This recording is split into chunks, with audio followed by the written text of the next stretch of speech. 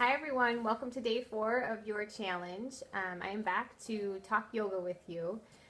Before we get started today, I just want to apologize. I didn't realize until yesterday that I think in some of my videos I have the days wrong, or the days and topics wrong. So I apologize for that. I think I got that mixed up this week. So the right video will go out to you on the right day for the topic. I might just say the wrong day in my video.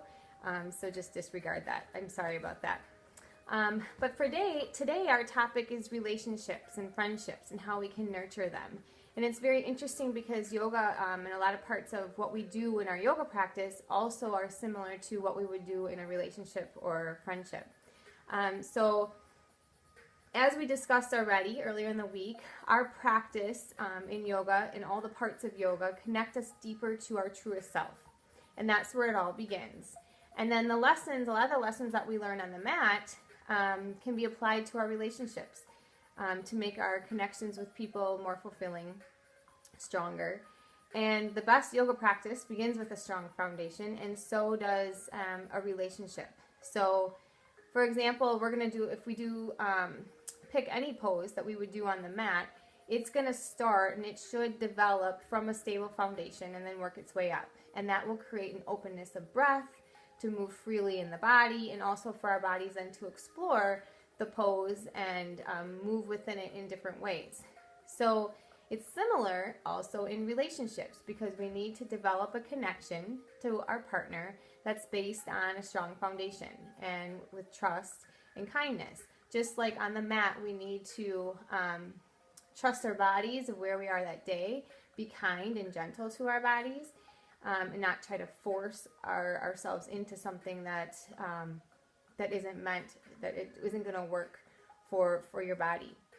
So a few common things, as I was thinking about this and kind of reading about it, I noticed quite a few common elements between our yoga practice and what we do in a relationship or a friendship.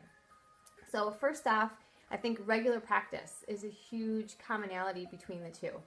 You know, when you have a regular yoga practice, I think it causes you to become deeper in what you're doing and your focus, and it can really grow and expand from there. And same with a relationship. And pacing our learning to develop a safer practice or a relationship is helpful. You know, in other words, give time to respond to subtle changes and find gratitude in the small things. You might only be able to do part of a pose. Or you know, you have a goal that you want to work towards and you're doing other poses to gain the flexibility to get to that point. The subtleness of the movements and each moment of where you're going in a relationship or on the mat are very common, or similar rather. And taking the time, I love this one. You know, we take the time, hopefully, to feel sensations of poses, and that's what we should be doing, to be able to respond to our body. We want to listen to the sensations of our body and our mind and our emotions, and our practice should reflect on those, however we're feeling each day or what's going on with us.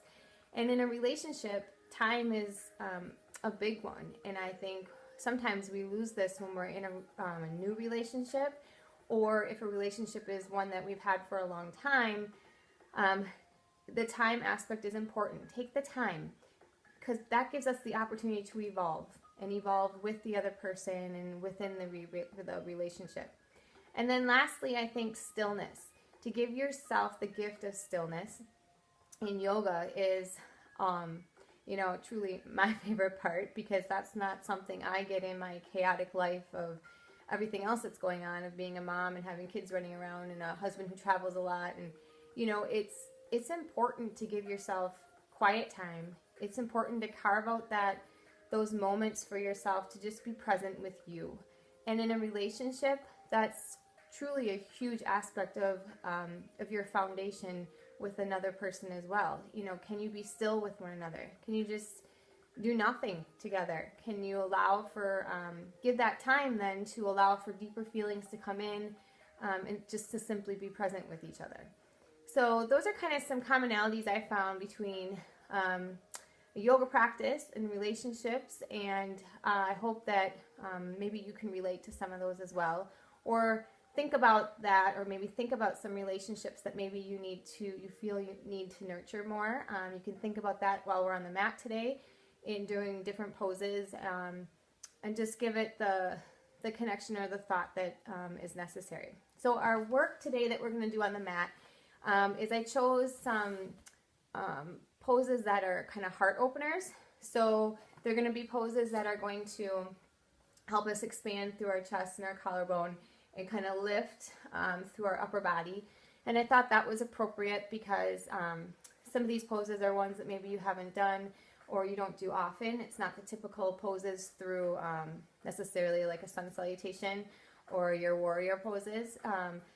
So we'll see. It's a little different. Now, a lot of these poses, because they're heart openers, they tend to be some of them back bends. So at the end of our practice, we'll do some forward folds to kind of compensate for that, to neutralize our spine and neutralize our alignment. So with that, let's get to the mat.